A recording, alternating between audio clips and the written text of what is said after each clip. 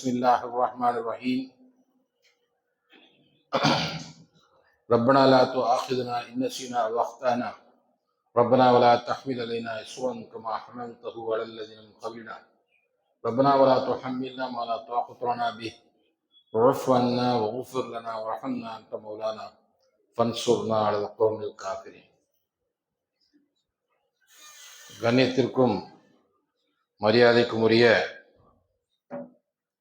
அல்லாஹ்வின் நல்லடியார்களே, அருமை சகோதர சகோதரிகளே,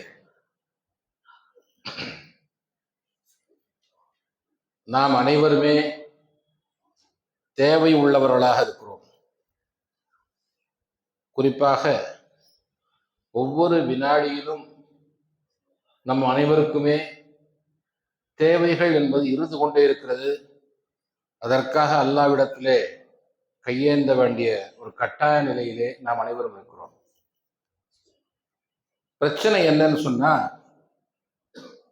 இறைவனிடத்திலே கேட்பதில் சில நயங்கள் இருக்குது. எதை வேணாலும் கேட்கலாம். சொல்லியிருக்கிறாங்க, செருப்பின் வார அருந்தால் கூட அல்லாஹ்விடத்துல நீங்கள் கேளுங்கள்னு சொல்லியிருக்கிறாங்க. எதை வேணாலும் கேட்கலாம், சரிதான். ஆனா அல்லாஹ் சுப்ஹானஹு வ தஆலா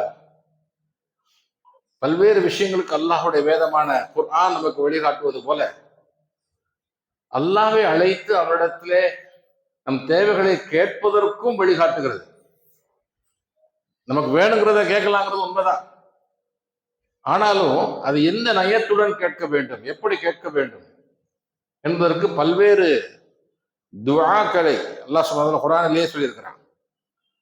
அது வரக்கூடிய ஒவ்வொரு பிரார்த்தனையும் வெறும் பிரார்த்தனை மாத்திரமல்ல, நம் அனைவருக்கும் படிப்பினையாகவும் இருக்குது. அதுல நம் கற்றுக்கொள்ள வேண்டிய பாடங்களும் இருக்குது. ரொம்ப அழகாக அல்லாஹ் சுப்ஹானஹு வ தஆலா பல்வேறு இடங்களிலே பல்வேறு துஆக்கள், எல்லா துஆக்களையும் சொல்வதென்றால் நமக்கு நேரம் போதாது. ஆனால் நான் தரக்கூடிய இந்த குறிப்பை வைத்துக் கொண்டு ஒவ்வொரு துஆவையும் எப்படி கேட்பது, என்ன தாற்பயம் இருக்கிறது என்பதை விளங்கிக் கொள்ளக்கூடிய ஒரு ஹிதாயத்தை நம் அனைவருக்கும் அல்லாஹ் தந்தல் புரிவானாக. துஆ, குர்ஆன்ல வரக்கூடிய துஆக்கள் உங்களுக்கு தெரியும், எத்தனையோ துஆக்கள் இருக்குது. முதல்ல சிம்பிளான சுன்னாவான, அதை கேட்பது சுன்னத்து. அது கேட்காம ரசூலுல்லாஹ் பெரும்பாலும் இருந்ததில்லை. எப்ப பார்த்தாலும் அந்த துஆக்கள் அதிகமாக கேட்பாங்க. அப்படிப்பட்ட ஒரு துஆ உங்களுக்கு தெரியும், ரப்பனா ஆத்தினா ஃபித் துன்யா ஹஸனா வ ஃபில் ஆখিরাতি ஹஸனத்துன் வ கினா அஸாபன்னார், இல்லையா? இது எல்லோருக்கும் தெரிந்த ஒரு துஆ. பெரும்பாலும் இதை சொல்லித்தான் துஆவை நம்ம முடிப்போம். இன்னும் பல இடங்களில அந்த காலத்துல ஒரு பழக்கம் இருந்திருக்கு, வந்தது. அது பெரிய பழக்கமா மாறிடுச்சு. ஏன்னா துஆக்கள் கூட கேட்க தெரியாத மக்களாக இந்த காரணத்தினாலே இமாம் துஆவை கேட்டு இவங்கெல்லாம் ஆமீன் சொல்லி அதை பழக்கப்படுத்துவதற்காக ஆரம்பித்த பழக்கம் இன்னைக்கு என்ன ஆயிடுச்சு, எல்லோரும் தொழுது பிடிச்ச உடனே ஆமீன் ஆமீன் துஆ கேட்கிற மாதிரி ஆயிப்போச்சு. அதுல கூட ஒரு ஜோக் சொல்லுவாங்க, ஒரு நகைச்சுவைக்காக சொல்லுவாங்க. இது சம்பவம் யூபம்லாம் கிடையாது, எந்த ஹதீஸ் கிரந்தத்துல இருக்குன்னு கேட்டுறாதீங்க. ஒரு நகைச்சுவைக்காக சொல்லுவாங்க. என்ன சொல்லுவாங்கன்னா, ஒரு ஆலிம் துஆ கேட்கிறாரு. அந்த ஆலிமுக்கு பெரிய பிரச்சனை வருது. அந்த பள்ளிவாசல்ல துஆ கேட்கிறாரு, ரப்பி அதகில்னி முதகல சிதகியும் வஅக்ரிஜ்னி முகரஜ சிதகியும் வஜஅல்லி பில்லதுன்க சுல்தானன் நஸீரா. நம்ம ஆட்கள் அப்படி எல்லாம் சொன்னாலும் ஆமீன் வாங்க, ஆமீன் அப்படின்றாங்க. என்ன கேட்டார் அவரு, ரப்பே நல்லபடியாக கொண்டு போய் சேர்த்து வை, இங்கிருந்து நல்லபடியாக வெளியேற்றி வை, போய் சேர்ற இடத்துலயாவது என்ன கொஞ்சம் பவர் இருக்கட்டும்.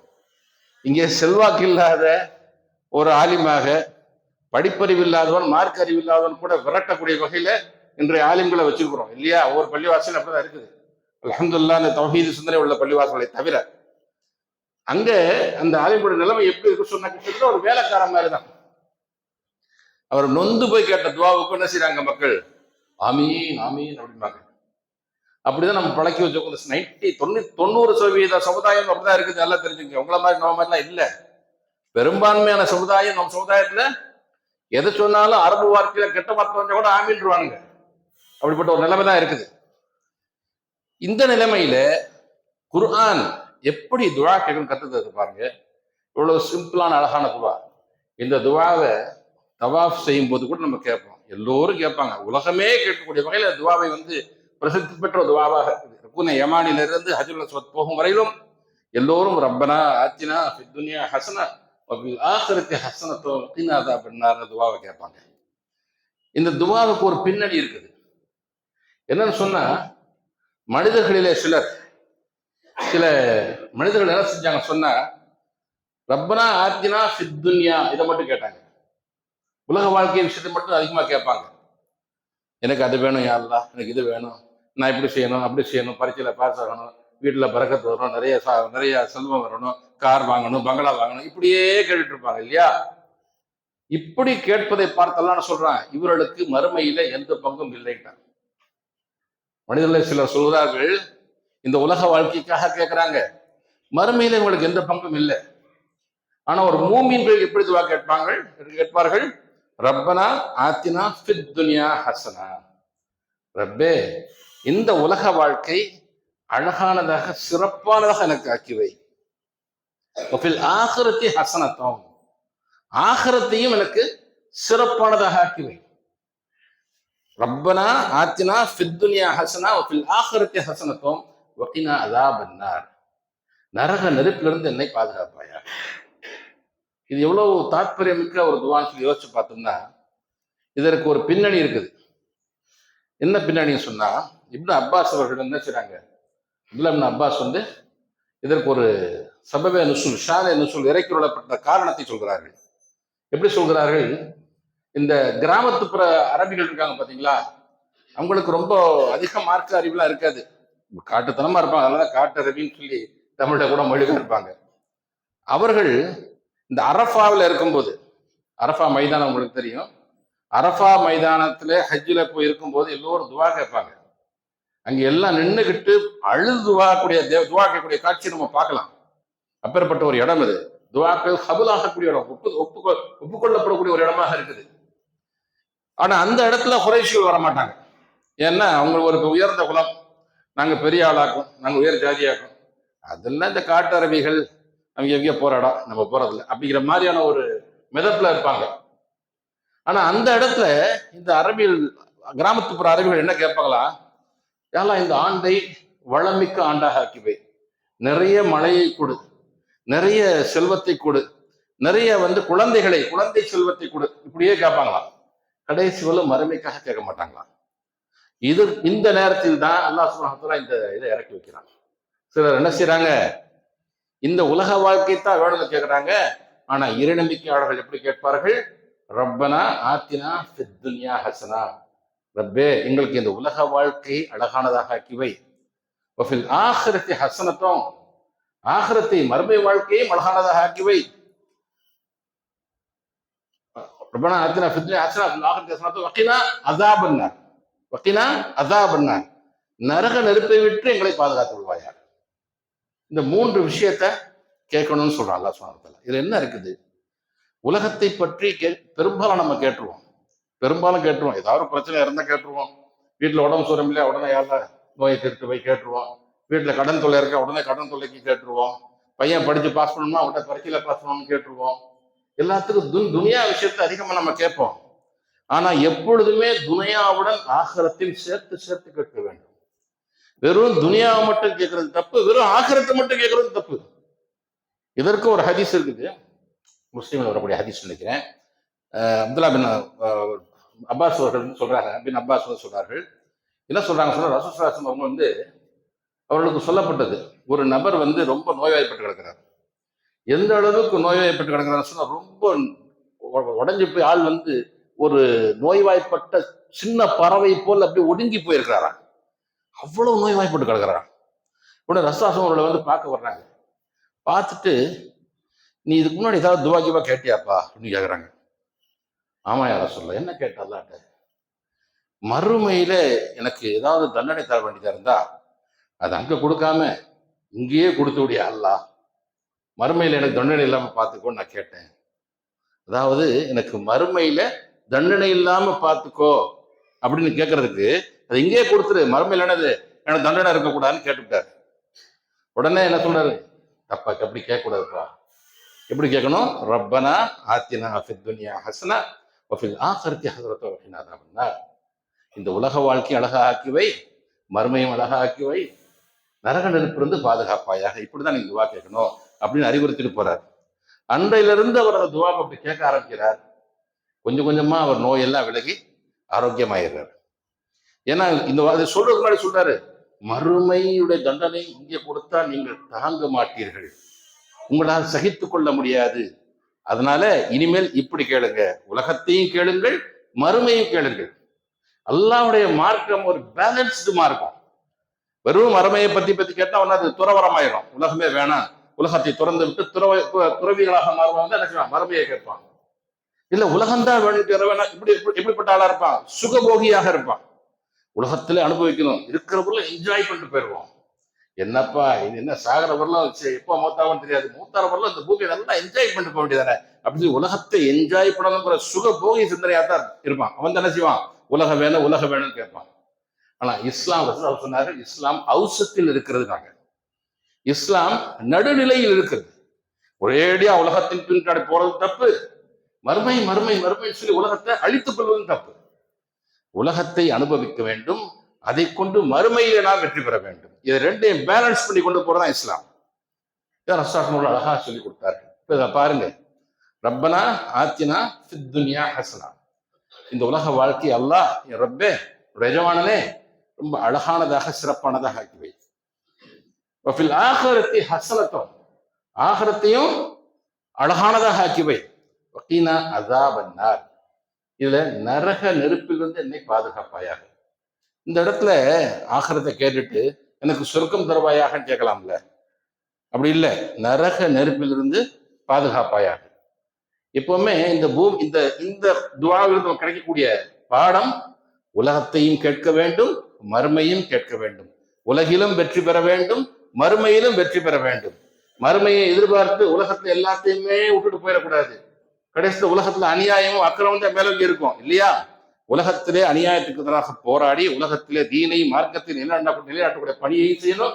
உலகத்திலும் அமைதி ஏற்படுத்த வேண்டும், உலகத்திலே ஒழுக்கத்தை சிறக்க வைக்க வேண்டும், உலகத்திலே ஊழலற்ற ஒரு ஆட்சியை உருவாக்க முயற்சி செய்ய வேண்டும், உலகத்திலே அல்லாஹ்வுடைய மார்க்கம் மேலோங்க செய்வதற்கு பாடுபட வேண்டும். இதன் மூலமாக மறுமையை நாம் வெற்றி கொள்ள வேண்டும். ரெண்டுமே நமக்கு வேணும் இல்லையா? அப்படி கேட்டுட்டு என்னது நரக நெருப்பிலிருந்து பாதுகாப்பு கேட்கிறாங்க. நரக நெருப்புக்கு போகக்கூடிய செயல்கள் எல்லாத்தையும் விட்டு நம்ம விளையிடணும். ஒரு துவா கேட்கிறோம்னு சொன்னா அந்த துவாவுக்கு நாம் முயற்சி செய்யணும். ஐயா நான் படிக்கவே இல்லை, +2 படிக்கல, ஆனா +2 பாஸ் பண்ணணும். அதான் எப்படி முடியும்? நீ அப்ளை பண்ணணும், படிக்கணும், எக்ஸாம் எழுதணும், அதுக்கப்புறம் எல்லா இடத்துல நீ பாஸ் பண்ணணும், துவா கேட்கணும் இல்லையா? அது போலதான் ஒவ்வொரு துவாவும் முயற்சிக்கு பிறகுதான் வரணும். அப்போ நரக நெருப்பிலிருந்து பாதுகாவல் தேடுவது என்றால் என்ன அர்த்தம்? நரக நெருப்புக்கு செல்லக்கூடிய எந்த ஒரு செயலை என்ன செய்யக்கூடாது, நம்ம செய்யக்கூடாது. பாவங்களை விட்டு நாம் முழுமையாக விலகி இருக்க வேண்டும். நரக நெருப்பை விட்டு பாதுகாத்துக் கொள்வதற்கு தேவையான வாழ்க்கை முறையை நாம் பின்பற்றணும். வெறும் சொர்க்கம் வேணும்னு கேட்டா மட்டும் பத்தாது. சொர்க்கத்துக்கு ஏற்ற மாதிரி நல்ல அமல்கள் செய்யறேன், நிறைய தான தர்மங்கள் செய்யறேன், அது செய்யறேன், இது செய்யறேன் அப்படி சொல்லி நரகத்துக்கு போகக்கூடிய செயல்களையும் சேர்த்து செஞ்சோம்னு வச்சுங்களேன், வேன்ல சொல்லுவாங்க ஓட்டப்பானையில தண்ணி ஊத்துற மாதிரி. நிறைய நல்ல அமல்கள் செஞ்சிருப்பாரு, தான தர்மங்கள் செஞ்சிருப்பாரு, நிறைய தொழுதிருப்பாரு, ஆனா என்ன வாயிருக்கும்? அதெல்லாம் அந்த பானையில விழுந்த தண்ணி மாதிரி இன்னொரு பக்கம் ஓட்டம் வந்துருச்சு. எதனால ஓட்டம் வந்துச்சு? நரகத்துக்கு போகக்கூடிய புறம் பேசுறது, பொய் பேசுறது, ஏமாத்துறது, பித்தலாட்டம் பண்றது, ஃப்ராடு பண்றது, அத்தனை அநியாயமும் செஞ்சிருப்பாரு. இப்ப அதனால என்னவாயிருக்கும்? அவருடைய வாழ்க்கையில நல்லவர்கள் எல்லாமே வீணா போயிடும். முதல்ல இந்த பானை அடைச்சிட்டாவே, அதாவது பாவங்களை விட்டு விலகிட்டாவே அதுவே ஒரு மிகப்பெரிய நன்மை. நரக நெருப்பிலிருந்து பாதுகாவல் தேடின மிச்சம் என்ன இருக்கு? சொர்க்கம் தானே இருக்கு, அங்கதானே போயாகணும். மூத்தான பிறகு எனக்கு நரகம் வேணாம் அப்படின்னு முடிவு பண்ணா எது கிடைக்கும் நமக்கு? சொர்க்கம் கிடைச்சாகும் தானே? அப்போ இந்த உலக வாழ்க்கையிலேயே பாவங்களை விட்டு விலகி இருந்தோம்னாவே அதுவே என்னது? நன்மைகள் செய்யக்கூடிய செயலாக மாறிவிடும்.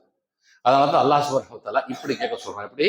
வகீனா அஸாபன் நார், நரக நெருப்பிலிருந்து நீ பாதுகாத்து விடு யா அல்லாஹ். ஒரு சின்ன துவா தான், இவ்வளவு பெரிய அருமையான விஷயங்கள் இருக்கு பாருங்க. இன்னும் ஒரு சில துவாக்களை நம்ம பார்ப்போம்.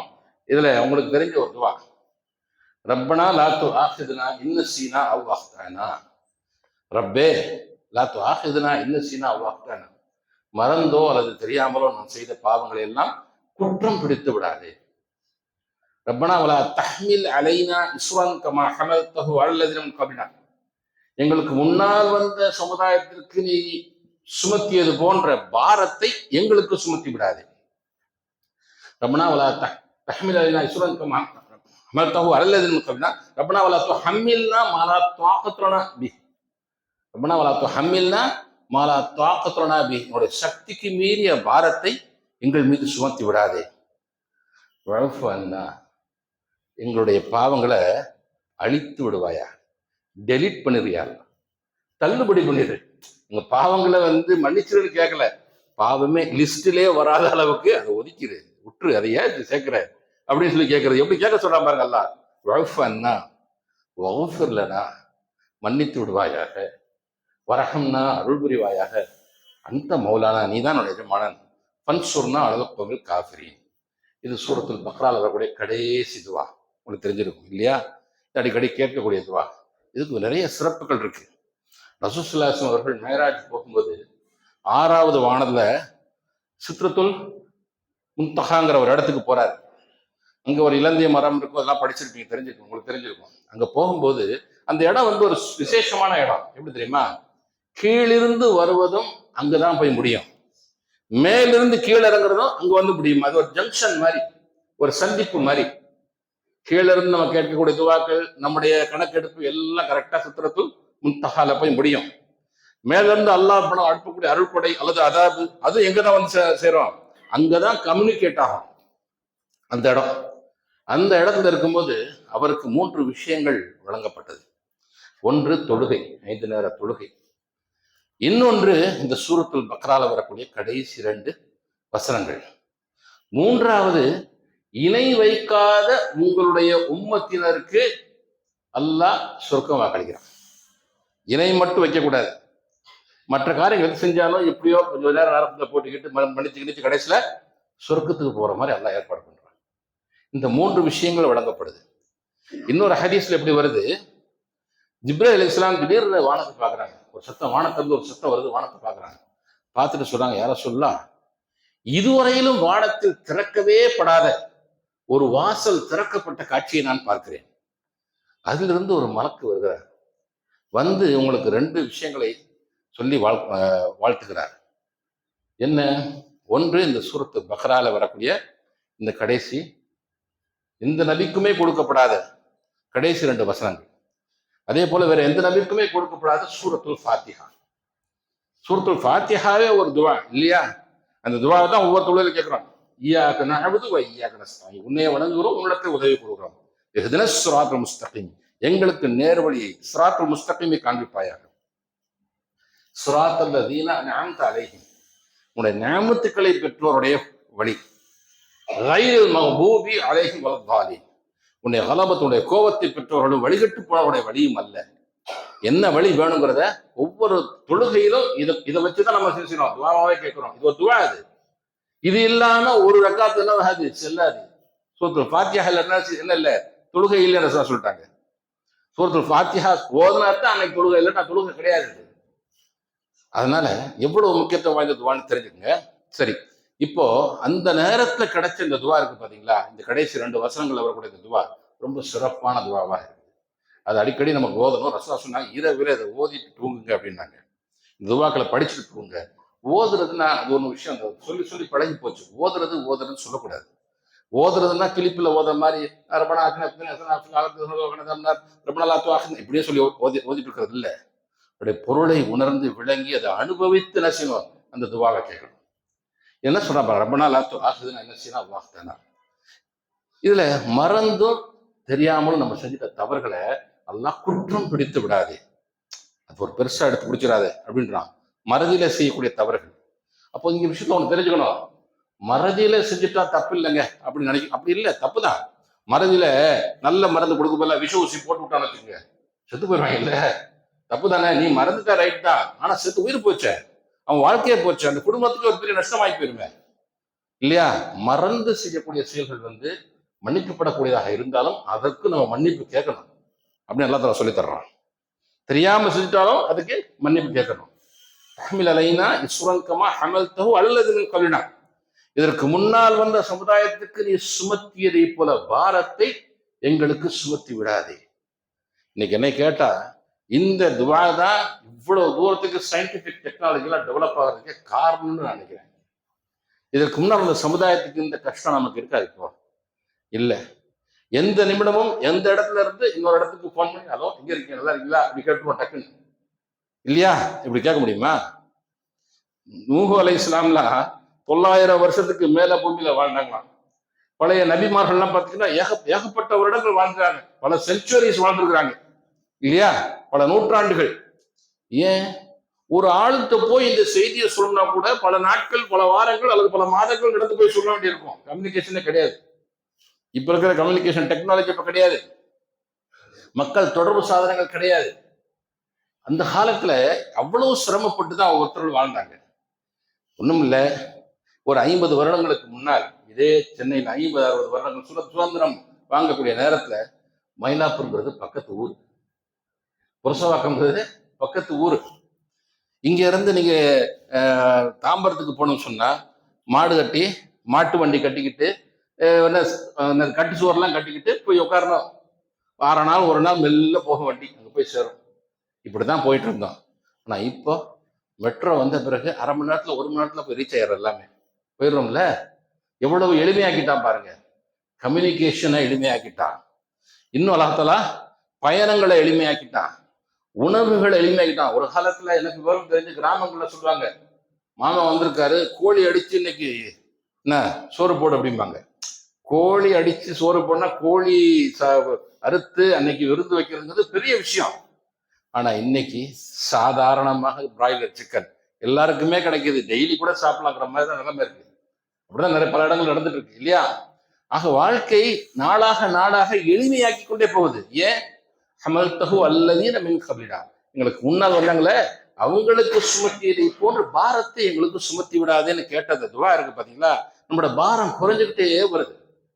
இன்னைக்கு ஒரு தாவா பண்ணணும்னா ஜஸ்ட் ஒரு வாட்ஸ்அப்ல ஒரு மெசேஜ் போட்டா பல பேருக்கு போய் சேர்ந்துடும். ஃபேஸ்புக்ல ஒரு மெசேஜை போட்டா பல பேருக்கு போய் சேர்ந்துடும். யூடியூப்ல ஒரு வீடியோ போட்டோம்னா எல்லோரும் பார்க்க ஆரம்பிச்சிருவாங்க, இல்லையா? முடியுமா? இது ரசூலுல்லாஹி காலத்தை பிடிச்சதா? ரசூலுல்லாஹி காலத்தை விட காலம் கடக்க கடக்க எல்லாமே எளிமையாகி கொண்டிருக்கிறது. நம்ம மாதிரி ட்ரெஸ் சாதாரணமா போடுறோம் பாருங்க, இந்த மாதிரி அன்றைக்கு அரபு மக்களுக்கு மத்தியில் ட்ரெஸ் இல்லை. ஒரு ஆடை நெய்து வரணும்னாவே ரொம்ப லேட் ஆகும். அது ஒரு பெரிய ஒரு நல்ல ஒரு டீசென்டான ட்ரெஸ் போடுறதுக்கு ஒரு லக்ஸுரி. அன்னைக்கு ஹுதைபியா உடன்படிக்கைக்கு பிறகுதான் ரசூலுல்லாஹி ஸல்லல்லாஹு அலைஹி வஸல்லம் அவர்கள் அந்த மேல ட்ரெஸ் அப்படி சட்டையை ஃபுல் ஸ்லீவ் போட்டு அப்படி ஏத்தி விடுறதுக்கு கஷ்டப்பட்டாங்களாம், உது பண்றதுக்கு. அப்படிப்பட்ட ட்ரெஸ்ஸை ஹுதைபியா உடன்படிக்கைக்கு பிறகு ஒரு அமைதி ஏற்பட்டது பாருங்க. அந்த அமைதியிலே நடந்த வியாபாரத்துல அவர் கிடைச்ச லாபம். அதுக்கு முன்னாடி எப்படி நிலைமை இருந்தது தெரியுமா? ஒரே ட்ரெஸ், ஒரே நீளமான ஒரு துணி, அதை இடுப்புல கட்டிக்கிட்டு அப்படி கழுத்தை விட்டு பின்னாடி கட்டிக்குவாங்க, மார்பையும் மறைச்சிரும், கீழையும் மறைச்சிரும். இப்படிதான் வாழ்ந்திருக்காங்க பல நேரங்கள்ல. ஆக அப்ப இருந்த நிலைமையை விட வாழ்க்கை தரம் உயர்ந்து கொண்டே வந்திருக்குது. எல்லாமே எளிமையாகுது இந்த துபாவுடைய பரக்கத்து. ஞாபகம் ஹமல்தஹு அல்லதீன கப்லினா ரப்பனா வலா துஹம்மில்னா மா லா தாகத லனா பிஹ், உங்களுடைய சக்தி, எனக்கு சக்தி மீறிய பாரத்தை எங்கள் மீது சுமத்தி விடாது. இதை ஒவ்வொருத்தரையும் கேட்க சொல்றாங்க. ஆனா ஒவ்வொருத்தருக்கும் ஒவ்வொரு விதமான சக்தி இருக்குது. சிலர் துன்பத்தை தாங்கிக்குவான், சிலர் துன்பம்னு சொன்னாவே ஒவ்வொரு நல்லா ஆரம்பிச்சிருவான். துன்பம்னு சொன்னா போதும், வந்ததோ இல்லையோ சொன்னாவே போதும், ஒவ்வொரு நினைச்சிருவான், ஆள ஆரம்பிச்சிருவான். மனிதனுக்கு மனிதன் தாங்கும் சக்தி வேறுபடுகிறது. சிலரால் நல்லா தாங்கிக்க முடியும், சிலரால் அவ்வளவா முடியாது. அதனால அவனுக்கு என்ன சக்திங்கிறது யாருக்கு தெரியும்? அல்லாஹுக்கு தான் தெரியும். அதனால நம்ம கேட்கும் போது, யாரெல்லாம் எங்களோட தாங்கும் சக்திக்கு மேலாக எங்களுக்கு என்ன கொடுத்துறாத, பாரத்தை சுமத்தி விடாதே. என்ன அர்த்தம்? என்னால முடியாத ஒரு கஷ்டத்தை கொடுத்து அந்த கஷ்டத்தினால நான் கொஞ்சம் தடுமாறி வழி மாறி தப்பு செஞ்சு, சிரமங்கள் வரும்போது கஷ்டங்கள் வரும்போது மனுஷன் தப்பு செய்ய ஆரம்பிச்சான், இல்லையா? அப்படி ஏற்பட்டு விடக்கூடாது. அப்படி ஏதாவது ஏற்பட்டு வந்துருச்சுன்னா அதை அப்படியே டெலீட் பண்ணிடு, விட்டு விடு. அல்லாஹும் இன்னக அஃபுவன் துஹிப்புல் அஃப்வ ஃபஅஃபு அன்னி. இந்த துஆ கேட்கிறோம் இல்லையா? ரமலான் மாதத்துல ரசூல் கேட்க சொன்னாங்க, துஹிப்புல் அஃப்வ, பாவங்களை விட்டு விடுறது அல்லாஹ்வுக்கு ரொம்ப பிடிக்குமா.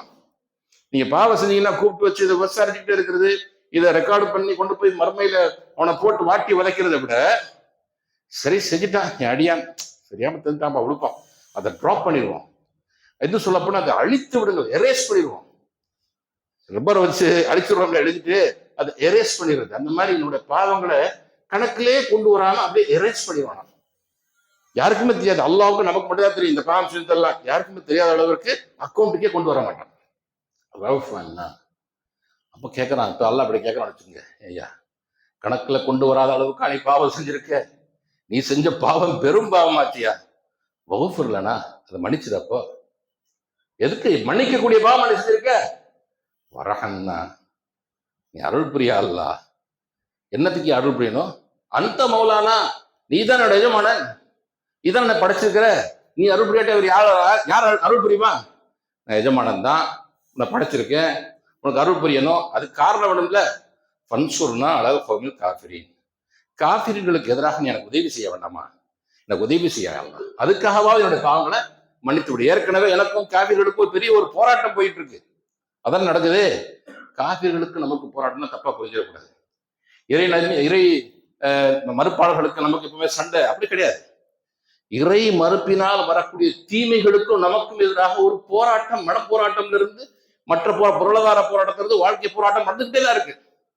இறை மறுப்பு, இறை நிராகரிப்பு, இறை இணை வைப்பு, இது எல்லாமே சமுதாயத்தில் ஒழுக்கக்கேட்டை பரப்புகிறது, மூட நம்பிக்கைகளை பரப்புகிறது, ஊழல் லஞ்ச லாவணியங்களை பரப்புகிறது, பகைமை வெறுப்பை பரப்புகிறது, ஏற்றத்தாழ்வுகளை கற்பிக்கிறது. தான் நடக்குது. மனிதன் உயர்ந்தவன் தாழ்ந்தவர் ஏற்றத்தாழ்வுகளை கற்பிக்கிறது, மோசமான ஆட்சியை கொடுக்கிறது இந்த பூமிக்கு. இந்த மக்களை வாட்டி வதைக்கக்கூடிய அத்தனை தீமைகளும் உற்பத்தி தளம் எங்க இருக்குது? இறை நிராகரிப்புல அல்லது இறை இணை வைப்புல இருக்குது. இவர்களுக்கு எதிராக போராடுவது ஒவ்வொரு மூமின் மீது கடமையா இருக்குது.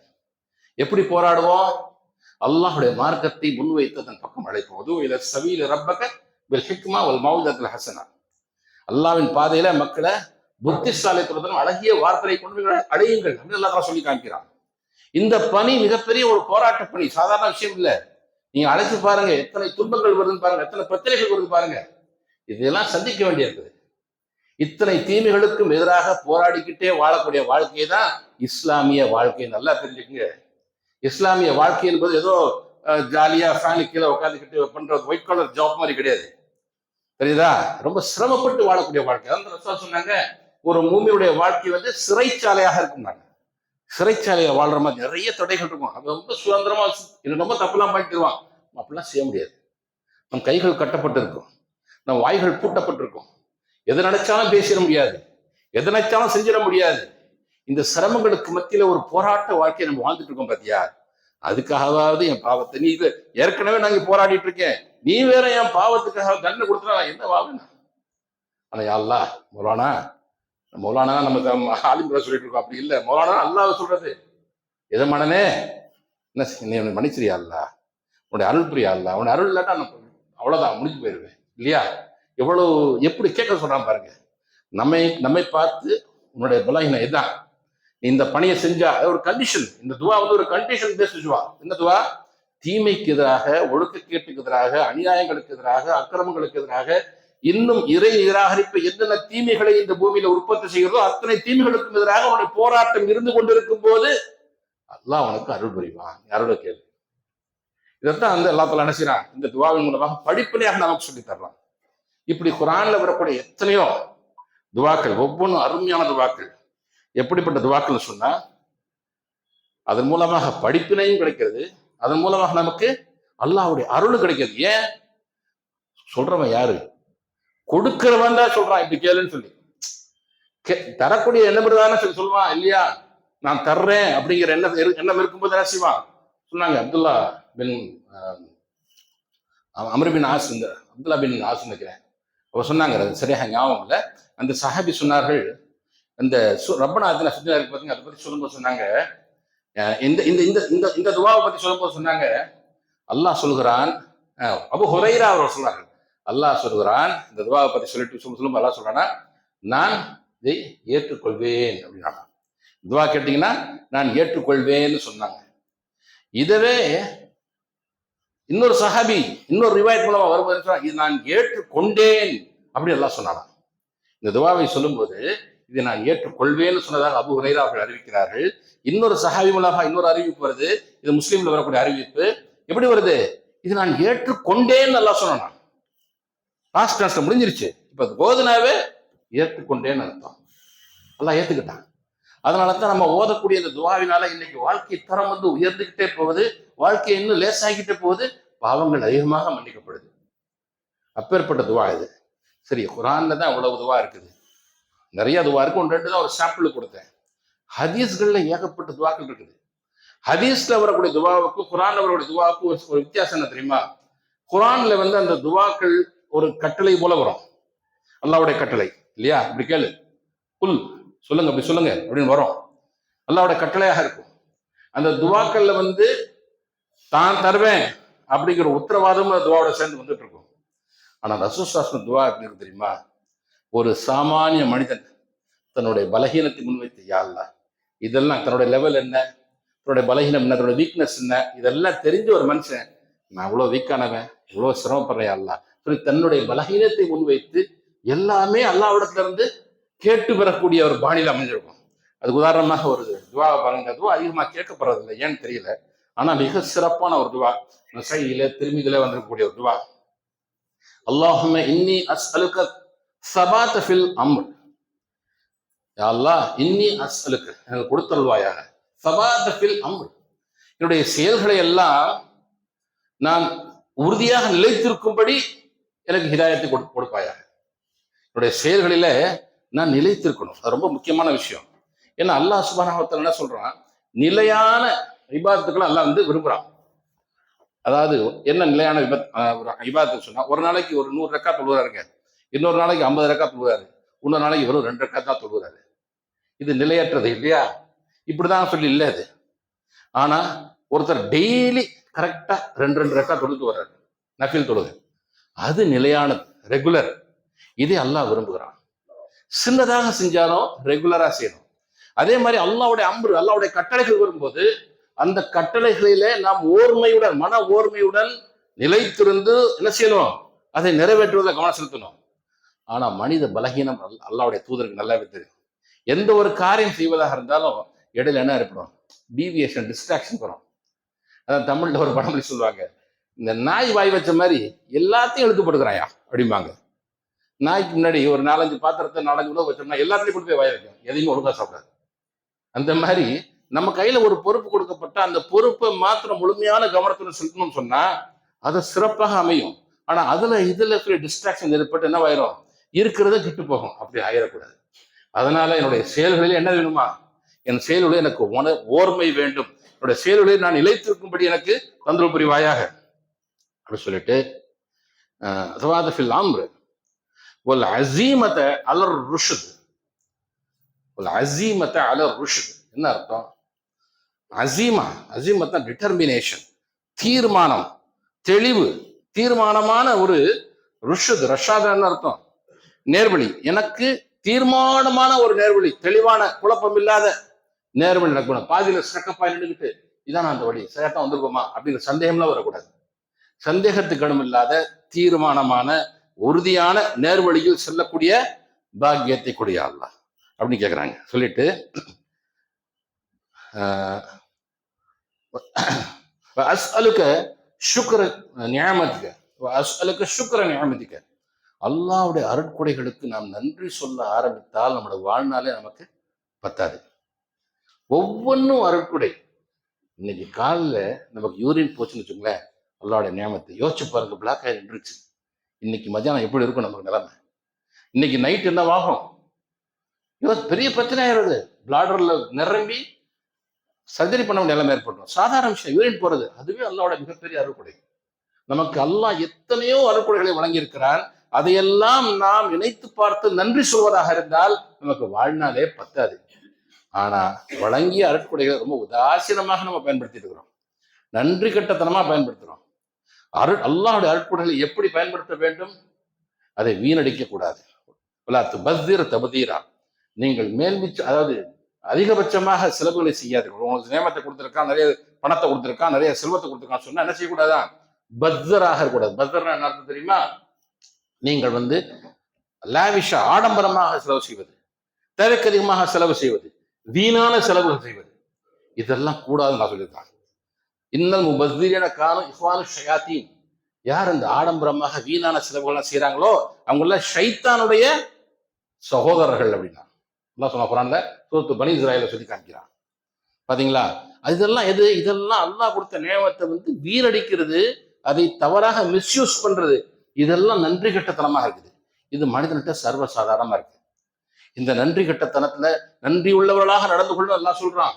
ஆனா அதையே ரசூலுல்லாஹ் சொல்லி செய்றாங்க. அல்லாஹ்ட்ட கேட்கறாங்க, நான் நன்றி உள்ளவனா நடந்துக்கணும் அல்லாஹ், அதுக்கு நீ தான் அருள் புரியணும்.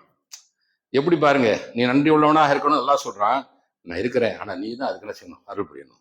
உன்னுடைய அருள் இல்லைன்னு சொன்னா என்ன செய்ய முடியாது, நன்றி உள்ளவனாக கூட இருக்க முடியாது. சொல்றாங்க அல்லாஹ் சொல்லலாம், ஹுஸ்ன இபாதத்திக்கு, என்னுடைய இபாதத்துக்கள் எல்லாம் ரொம்ப சிறப்பாக ரொம்ப அழகாக இருக்கணும். ரொம்ப கஷ்டமான விஷயம், நீ நினைக்கிற மாதிரி இல்லை. 2 ரக்காத் தொழுறதுக்குள்ள எத்தனை இடத்துல போய் மூளை மேய்ஞ்சிட்டு வந்துருது. சாதாரண விஷயமா? இப்படிதானே? நோன்பு வைக்கும்போது எவ்வளவு பெர்ஃபெக்ஷன் இருக்கிறோம் சொல்ல முடியாது. அப்போ நம்மளோட இபாதத்துக்கள் எல்லாமே 100% பெர்ஃபெக்டா இருக்குதா எனக்கு தெரியாது. ஆனா அல்லாஹ் என்ன சொல்றான், அழகிய முறையில நம்ம இபாதத் செய்யணும் எதிர்பார்க்கிறான். அதையே அவன்கிட்ட கேட்டுறான், நீ தான் என்ன செய்யணும், அதுக்கு நீ தான் உதவி செய்யணும். என்னோட இபாதத்துக்கள்லாம் ஹுஸ்னாக ரொம்ப அழகாக ரொம்ப சிறப்பாக அமைவதற்கு அல்லாஹ் நீ எனக்கு உதவி செய்வாயாக. ஹுஸ்ன இபாதத்துக்கு என்ன சொல்றான் பாருங்க, என்ன சொல்றாங்க ரசூலுல்லாஹ் அவர்கள், அஸ்அலுக கல்பன் சலீமன் வ லிசானன் சாதிகா. யா அல்லாஹ் என்னுடைய கல்ப சலீமன், அமைதியை ஏற்படுத்தக்கூடிய உள்ளத்துல அமைதி. இது ரொம்ப பெரிய கஷ்டமான வேலை. சலனமற்ற சஞ்சலமற்ற உள்ளம் இருக்கு பாத்தீங்களா? துக்கம் வந்தாலும் மிகப்பெரிய சந்தோஷம் வந்தாலும், ரொம்ப சந்தோஷம் வந்தாலும் புதியாட்டம் போடாது, துக்கம் வந்தாலும் ஒப்பாரி வைக்காது. அப்பேற்பட்ட ஒரு சலனமற்ற உள்ளம் வேணும்னு சொன்னா அதான் அமைதியான உள்ளம். அந்த உள்ளத்தின் அமைதி எது வேணாலும் கிடைச்சிடும், உள்ளத்துல அமைதி கிடைக்கிறது ரொம்ப கஷ்டம். அதை ரசூலுல்லாஹ் செய்றாங்க, அல்லாஹ் நீ தான் கொடுக்கணும், அமைதியான உள்ளத்தை நீ தான் கொடுக்கணும் அல்லாஹ். அதோட நினைக்கிறேன் லிசானன் சாதிகா, உண்மை பேசக்கூடிய நாக்கு ரொம்ப கஷ்டமான விஷயம். இஷ்டம் போல புரளக்கூடிய நாக்கு, அது என்ன கேட்கணுமா, உண்மையை பேசணுமா. உண்மையை பேசக்கூடிய நாக்கு அல்லாஹ் நீ கொடுப்பாயாக. இனிமேல் தான் பாருங்க, ரொம்ப அருமையான விஷயம். அஸ்ஸலுக மின் கைரி மா தஅலம் வ அஊது பிக மின் ஷர்ரி மா தஅலம் மின் ஷர்ரி மா தஅலம் வஸ்தஈனு வஸ்தக்ஃபிருக லிமா தஅலம். 3 கேட்குறாங்க. வ அஸ்ஸலுக மின் கைரி மா தஅலம், நல்லதெல்லாம் எனக்கு கூடன்னு கேட்கல, நல்லதென்று நீ எதை அறிந்து வைத்திருக்கிறாயோ, உன் அறிவில் இருக்கோ அது எனக்கு கொடு. ஏன்னா ஏன் அறிவில் வைக்கிறது ரொம்ப குறைவானது. நல்லது நினைப்போம், முசிபத்தை போய் வாங்கிட்டு வந்திருப்போம் இல்லையா? நம்ம ரொம்ப சிறப்பான நினைச்சு ஒரு காரியம் பண்ணுவோம், அது மிகப்பெரிய தலைவலியா நமக்கே விடியும். நமக்கு நல்லது கெட்ட தெரியாதுங்க, இதான உண்மை. என்னுடைய பலகீனத்தை ரசூலுல்லாஹ் வெளிப்படுத்திடுவாங்க. நம்முடைய பலகீனத்தை சொல்லி இதை பலமாக மாத்திடுவாங்க. எப்படி பாருங்க, எனக்கு தெரியாது யா அல்லாஹ் நல்லது, நீ தான் உன்னுடைய அறிவில எதெல்லாம் நல்லதுன்னு வச்சிருக்க அதெல்லாம் கொடு. அஸ்அலுக மின் கைரி மா தஅலம் வ அஊது பிக மின் ஷர்ரி மா தஅலம். உன்னுடைய அறிவில் எதெல்லாம் ஷர் தீமைன்னு வச்சிருக்காயோ அதை விட்டு நீ பாதுகாத்து. எனக்கு எது தீமை இருக்கு, தீமை பின்னாடியே போயிட்டு இருப்பேன், மனுஷன் தானே, நன்மை தீமை தெரியாதான் ஆச்சு. உன் அறிவிலே தீமை என்று இருக்கிறதோ அதை விட்டு எனக்கு பாதுகாத்து விடு. அவுதிக்கு ஷர்ரி மா தஅலம் வஸ்தக்ஃபிருக லிமா தஅலம். நீ எதையெல்லாம் என்னுடைய பாவங்கள் என்று புரிந்து வைத்திருக்கிறாயோ அந்த பாவங்களை மன்னிச்சிரு. ஏன்னா என் பாவம் எனக்கு தெரியாது. நான் ஒரு பெரிய பாவம் செஞ்சிருப்பேன், ரொம்ப சந்தோஷமா போயிட்டு இருப்பேன், ஆஹா நல்லா தான் செஞ்சிருக்கேன் அப்படின்னு நினைச்சிட்டு இருப்பேன். அதனால என்னுடைய பாவங்களை முதல் கூட நான் சரியா அறிய மாட்டேன், அதையும் நீ தான் என்ன செய்யணும் தெரிஞ்சு எனக்கு. கிட்டத்தட்ட முழு சரண்டர். யாரெல்லாம் நம்மை கொண்டு போய் அல்லாஹ்விடத்துல ஒப்புவிப்பது, என்னுடைய பலகீனங்கள் எல்லாம் அவன்கிட்டே வச்சு அதை பலமாக மாத்திக்கிறது. இது ரசூலுல்லாஹ்வுடைய பாணியாக இருக்கிறது. நாம் இந்த விஷயத்துல, இந்த துவா கேட்பதில், இந்த குர்ஆனை ஹதீஸையும் படித்து அதன் மூலமாக இருக்கக்கூடிய துவாக்களில் முழு பரக்கத்து இருக்கிறது, நன்மை இருக்கிறது என்று புரிந்து அதன் அடிப்படையில் துவா கேட்கக்கூடிய பழக்கத்தை வைத்துக் கொள்ள வேண்டும். வல்ல ரஹ்மான் அருள் புரியட்டும்.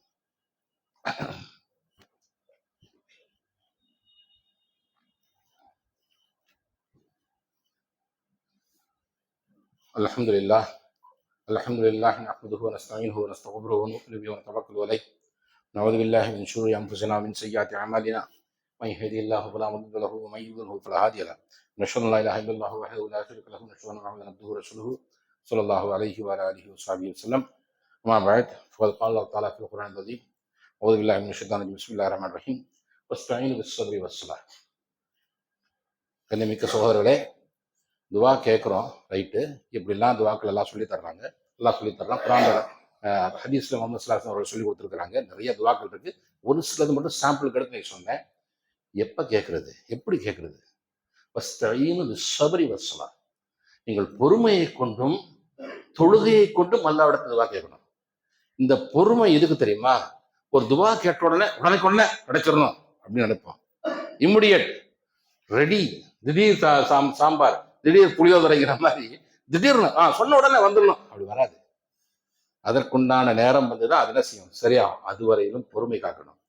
புலம்ப ஆரம்பிச்சு கூடாது. நான் எத்தனை துவா கேட்டாச்சு, எத்தனை தஹஜ்ஜுதெல்லாம் துவா கேட்டேன், இன்னும் நிறைவேறலையே.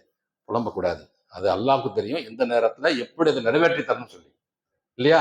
எந்த துவாவும் அல்லாஹ்வுத்தாலா வீணடிப்பதில்லை. நல்லா தெரிஞ்சுக்க. அல்லாஹ் இடத்துல ஒருத்தன் கையேந்திட்டான்னு சொன்னா அவனுக்கு தராமல் இருப்பதற்கு அல்லாஹ் வெட்கப்படுகிறான். கண்டிப்பா கொடுப்பான். அதனால பொறுமை அவசியம் தேவை. ரெண்டாவது சலா, தொழுகை. தொழுகையில தான் அல்லாஹ்வுக்கு நம்ம க்ளோஸா இருக்கும். தொழுகையின் எஹ்சான் என்ன? அல்லாஹ்வை பார்ப்பது போல் தொழுவது, அல்லாஹ் குறைஞ்சபட்சம் அல்லாஹ் நம்மை பார்த்து கொண்டிருக்கிறான், உணர்வோடு தொழுவது. மற்ற எந்த நேரத்தாவது அல்லாஹ் பார்க்கறத பத்தி யோசிச்சிருப்போமா? ஆனா தொழுகையில அல்லாஹ்வுக்கு க்ளோஸ். அதுலயும் சஜிதால ரொம்ப க்ளோஸ். அத்தைஹியாத்லயும் அல்லாஹ் தஆலா துவா கேட்கக்கூடிய நேரமா இருக்குது. இந்த மாதிரி நேரங்களை துவா, எஸ்பெஷலி இந்த இரவுல தொழுகிறோம் பாத்தீங்க, தஹஜ்ஜுத் தொழுகை. அந்த நேரத்துல அல்லாஹ் முதல் வானத்துல வந்துகிட்டு கேட்கறானா, நான் தருவதற்கு தயாரா இருக்கிறேன், யாராவது கேட்கறதுக்கு ரெடியா இருக்கீங்களான்னா. அப்படிப்பட்ட நேரங்களில நாம் தொழுது பொறுமையுடன் அல்லாஹ்விடத்திலிருந்து பதில் வரும் வரை, அல்லாஹ்விடத்திலிருந்து நமக்கு நம்ம துவா ஹபுலாகும் வரை, ஹபுலாக இதற்கு தேவையானது நமக்கு கிடைக்கும் வரை பொறுமையுடன் தொழுகையின் மூலமாக அல்லாஹ்வை அணுகிக் கொண்டே இருக்க வேண்டும். வல்ல இறைவன் நம்முடைய அனைத்து பிரார்த்தனைகளையும் நிறைவேற்றி தருவானாக. நாம் படக்கூடிய கஷ்டங்களை எல்லாம் போக்கி வைப்பானாக. நம்முடைய வாழ்க்கை இந்த உலகிலும் மறுமையிலும் சிறப்பாக ஆக்கி வைப்பானாக. ஆமீன். வாஹிரு தஅவானா அல்ஹம்துலில்லாஹி ரப்பில் ஆலமீன். அஸ்ஸலாமு அலைக்கும்.